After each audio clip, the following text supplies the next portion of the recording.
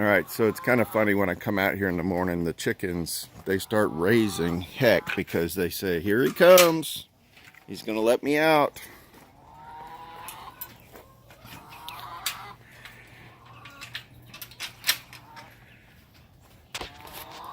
We're now taking the tarps off everything because it's just getting so stinking hot.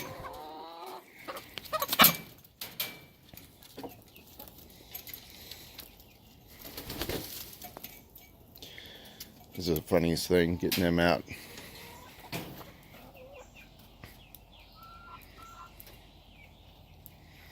I love now that we put this fence to divide things up so that it keeps them where they can destroy the whole backyard and leave the front area alone.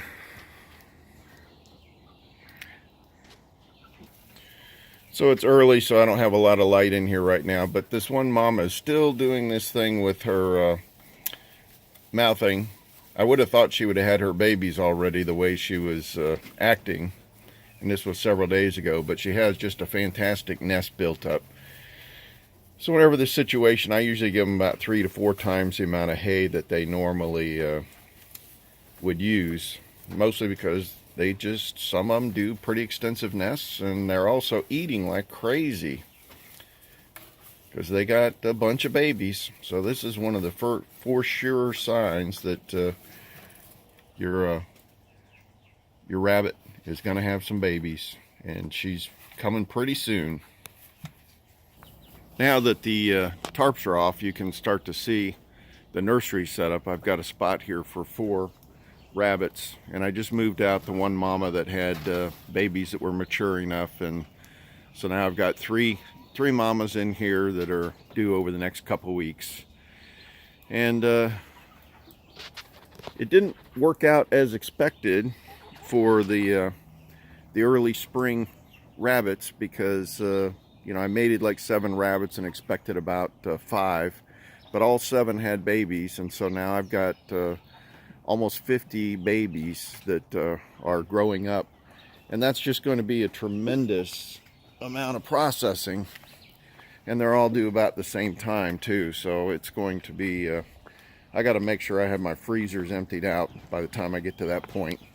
I may actually find another source nearby that I can sell some of these, because this is just a tremendous amount. And the other thing you have to do is at 2 months you got to get the mamas out of there, and we're right at that point now. So I've got to I've got 1 extra cage up here I'm going to divide up and get these last mamas separated from their babies, because one, it's getting pretty dang full in there. Probably hard to believe how fast these things are growing. I got one of the mamas here too. Now these are a little bit younger here, so she's got time, but I got to get these other 2 mamas out. And then this is the mama we just moved out with her babies. Look how young those are.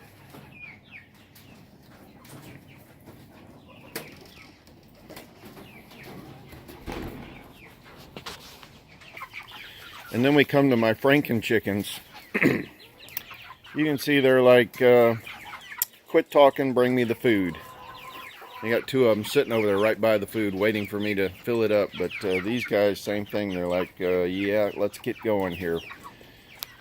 Now, I'm still giving them basically a half a bucket. And when I first started a few weeks ago showing this, I would have a half a bucket full, and by the end of the day I would have, you know, maybe a quarter of a bucket left. But now there is really nothing left at the end of the day. They completely eat every bit of this. So I'm going to get a weight today, see where we're at on these bad boys and girls. These guys are huge. Oh, jeez.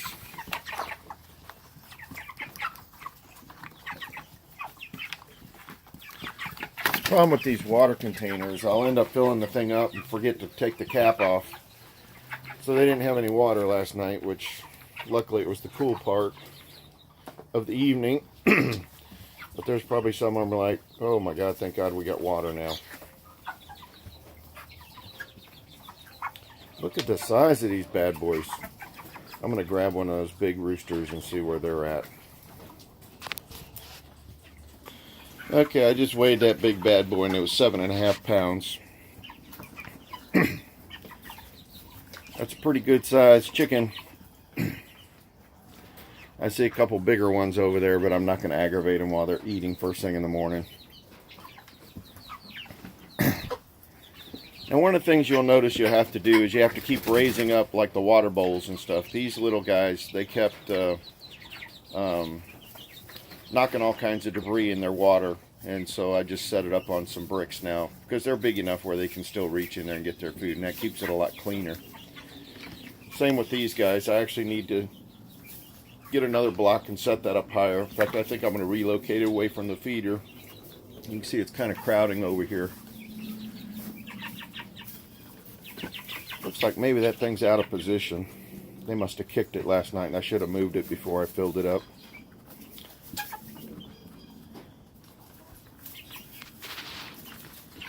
Anyways, these guys are doing awesome.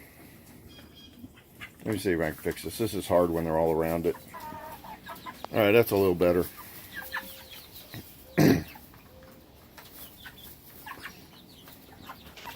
Smelly in here.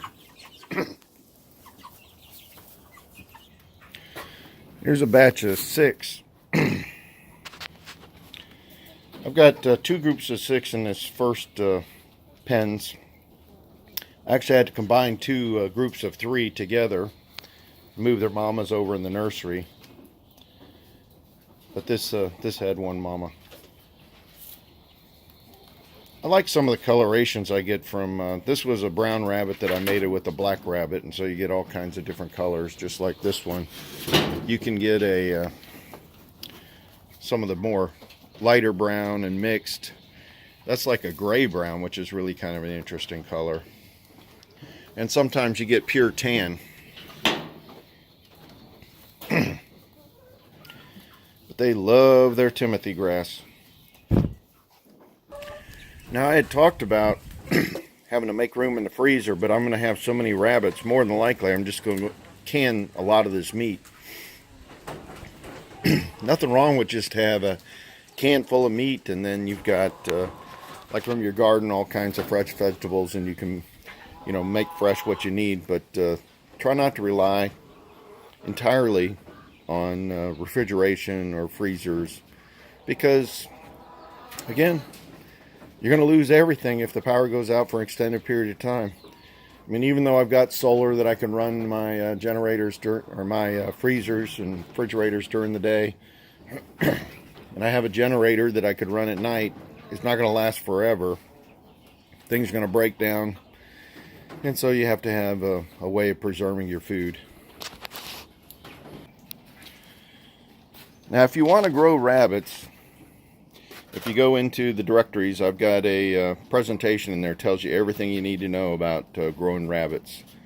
I recommend you kind of start off small and then you expand like I have, and now I'm actually producing more rabbits than I probably really need, but I'm probably going to go set up a source or some place that I can actually sell some of these rabbits, and we'll see. But I've got tremendous amount of fertilizer now that I've got to start taking advantage of, and that's going to be next on the list. I'm going to start breaking this thing out and turning it, and you know, getting some worms working on it, and then that whole property over here that I fenced off, I'm going to use that rabbit poo for making beds, and I should have pretty extensive beds. And then next year I'll use the poo also for my front gardens.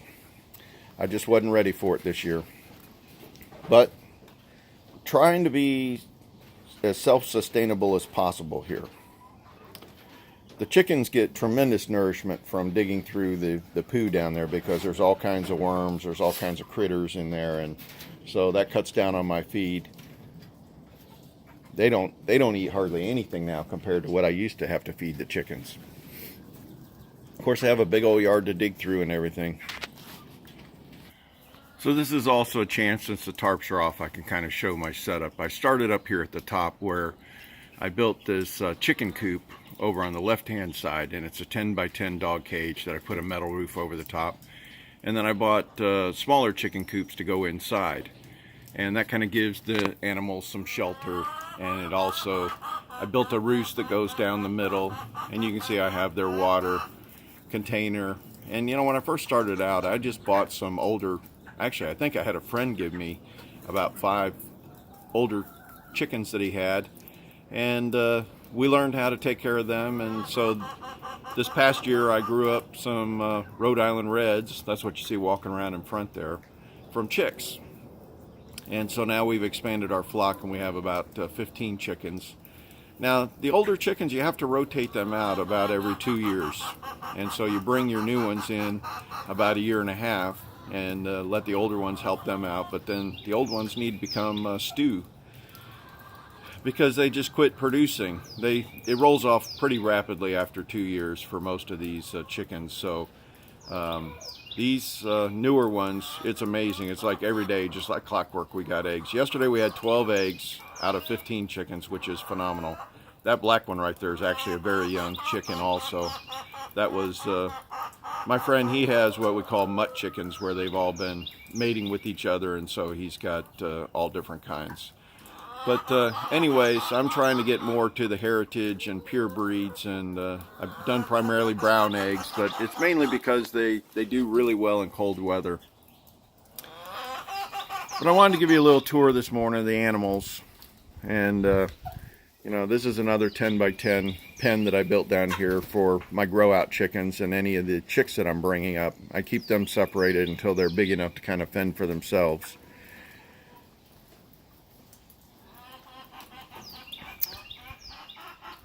All right, well, that was kind of my animal tour for the morning. I hope everybody's treating you well.